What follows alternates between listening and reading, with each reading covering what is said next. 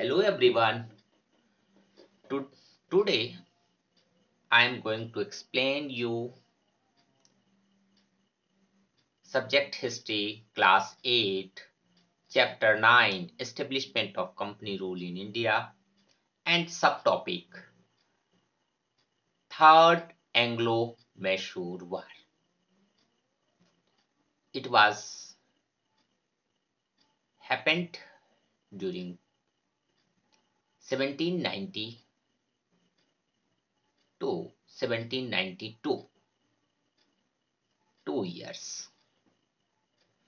What was the reason behind it? भाई ये लड़ाई क्यों हो गई, इसके पीछे क्या कारण है? माय डियर फ्रेंड्स, बिन कारण संसार में पत्ता हिले न एक. Tipu Sultan allied with the French and invaded nearby state of Travancore, and which was a British ally. Travancore जो स्टेट था वो ब्रिटिश का दोस्त स्टेट था. ठीक है.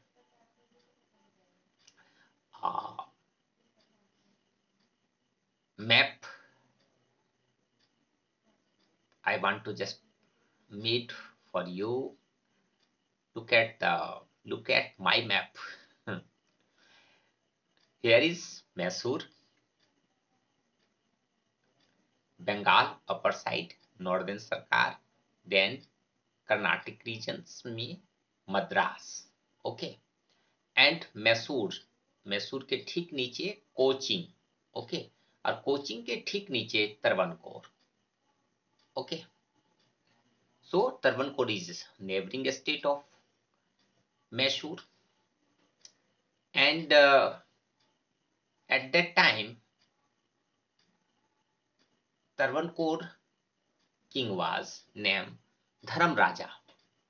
Start building a wall to protect itself against the consistent invasions and threat from Tipu Sultan. इसे भी डर था कि टीपू सुल्तान मुझ पर आक्रमण कर सकता है, तो एक काम करते हैं, एक बाउंड्री, एक वाल, प्रोटेक्शन वाल बना देते हैं अपने बाउंड्री में.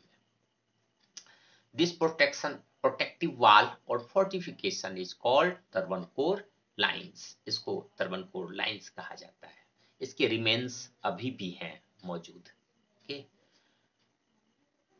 During making of Travancore lines, some part of Cochin estate acquired by Travancore king Dharamraj. As a result of this, Tipu Sultan considered the act of Travancore as violation of his sovereign rights. Actually, Tipu Sultan जो है coaching को अपना अधीनस्थ राज समझता था, और coaching का जो पार्ट, थोड़ा सा जो पार्ट वो ले लिया ड्यूरिंग तरवनकोर लाइन बनाने के समय में, तो इसको वो अपने लिए चुनौती समझा, अपनी अखंडता पर प्रश्न चीज समझा, अपनी संप्रभुता पर एक क्वेश्चन मार्क समझा Tipu. So Tipu declared war against Travancore for the restoration of his right. अपने अधिकारों की पुनर्स्थापना के लिए उसने वार डिक्लेयर कर दिया. Okay. So April 1790, Mysore means Tipu Sultan attack on Travancore. So British was siding with Travancore and attacked Tipu's Mysore.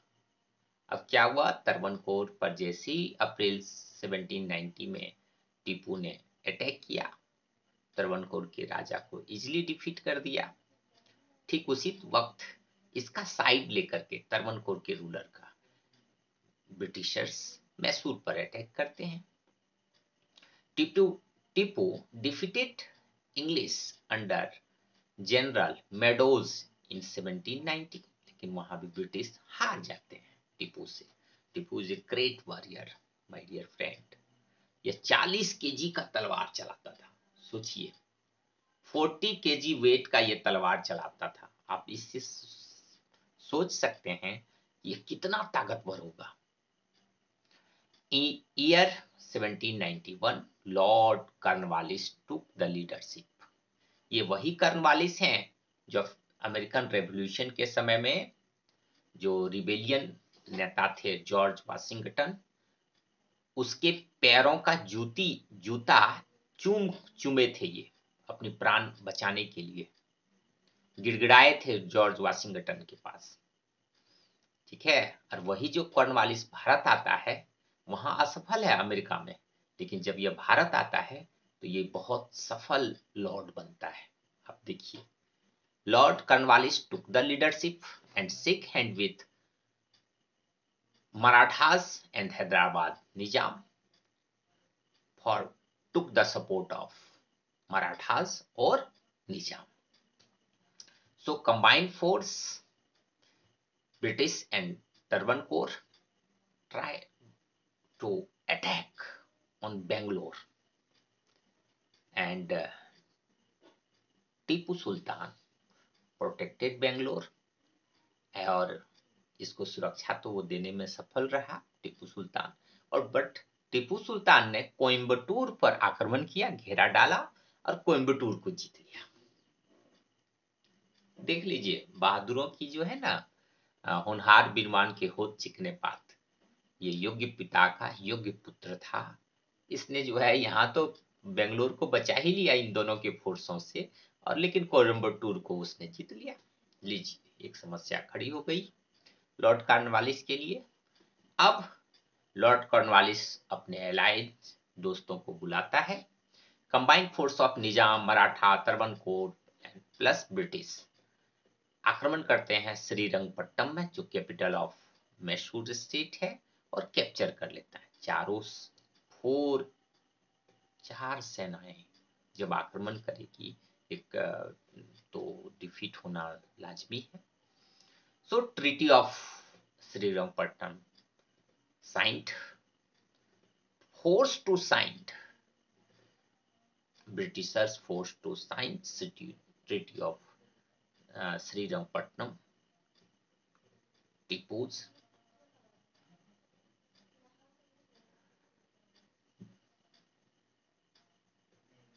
British took over Baramahal, डिंडागुल।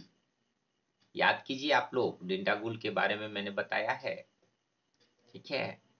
And Malabar, इन सबको जो है ब्रिटिश ने ले लिया। Marathas got the region surrounding the Tungabhadras and its tributaries, उसके आसपास का tributaries का इलाका मराठा ले लेते हैं।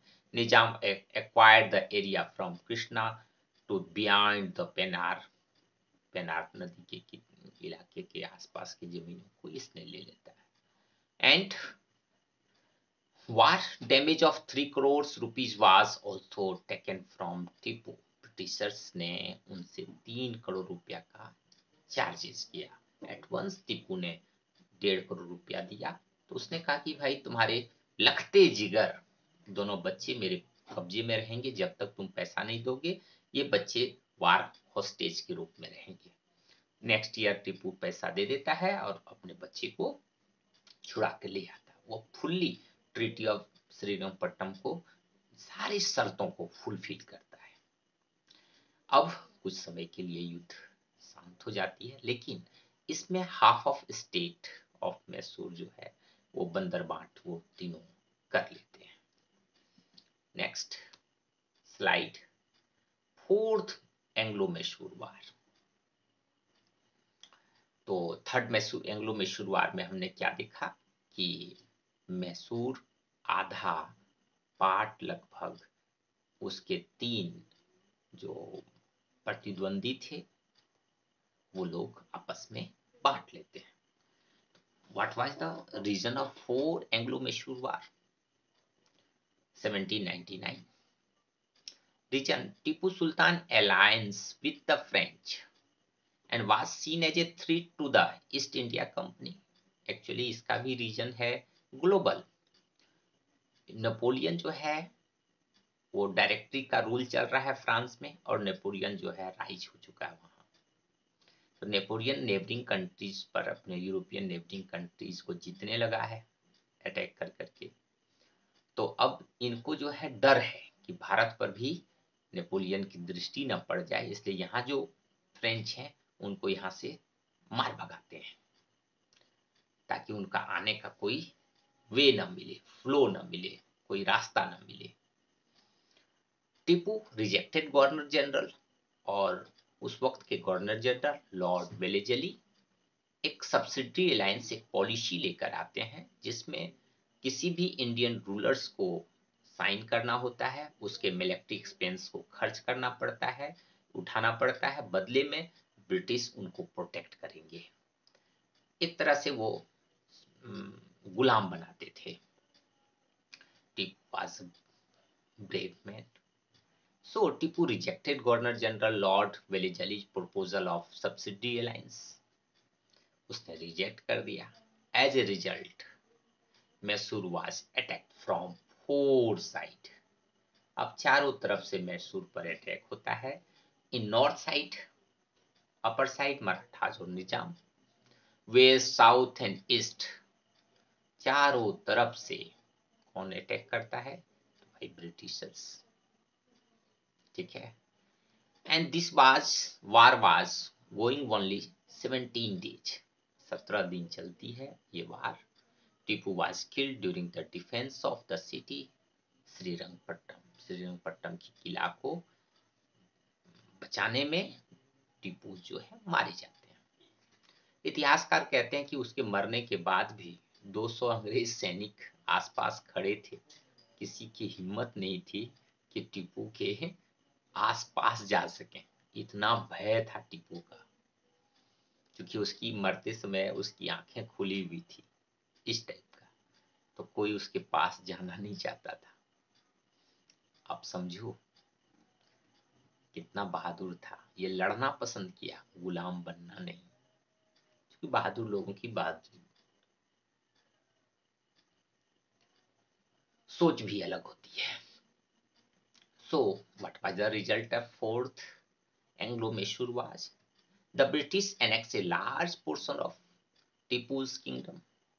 ज्यादातर भाग ये कब्जा में कर लिए। A share of it was given to the Nizam of Hyderabad for his cooperation.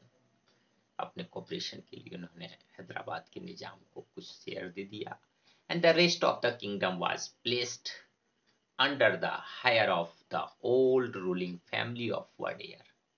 पुराने वडेयर रूलर जो, जिनसे हैदर अली ने तख्ता पलट करके मैसूर की गद्दी को हथियाया था, उसके जो कुछ ओल्ड रूलिंग फैमिली थे उसको दे दिया गया। हु एक्सेप्टेड सब्सिडी अलायंस, उसने सब्सिडी अलायंस एक्सेप्ट किया। So that was the result of Anglo Mysore war. इस तरह से माय डियर फ्रेंड्स, एक उभरता हुआ राज्य अंग्रेजों ने चालाकियों से और भारतीय राजाओं के विश्वासघात और आपसी वैमनस्यता से के कारण जीतने में सफल रहा। Thank you for listening and watching me.